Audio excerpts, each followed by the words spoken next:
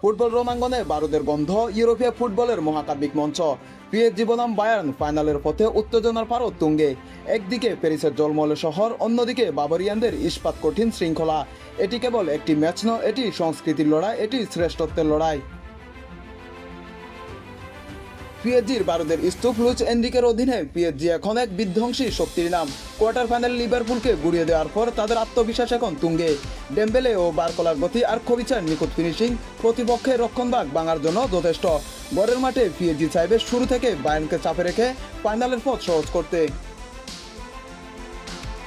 অন্যদিকে বায়ার্নের ইস্পাত কঠিন শৃঙ্খলা, ভিনসেন্ট কোম্পানির বায়ার্ন মিউনিখ মানের যান্ত্রিক নির্ভুলতা, বুন্দেসলিগা জয়ের দম্ভ আর হারিকেনের গোল মেশিন ফর্ম, সব মিলিয়ে বায়ার্ন এখন অপ্রতিরোধ্য। তারা জানে কিভাবে প্রতিপক্ষের মাঠে গিয়েও গেম নিয়ন্ত্রণ করতে হয়। পিএসজি গতির বিপরীতে বায়ার্নের রক্ষণভাগ যে কোনো সময় দেয়াল হয়ে দাঁড়াতে পারে।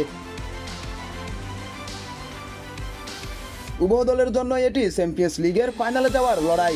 এই ম্যাচের বিজয়ীরা মে মাসের 30 তারিখে বুদাপেস্টের পুস্কাস এরেনায় স্বপ্ন পূরণ করবে ফাইনাল খেলার।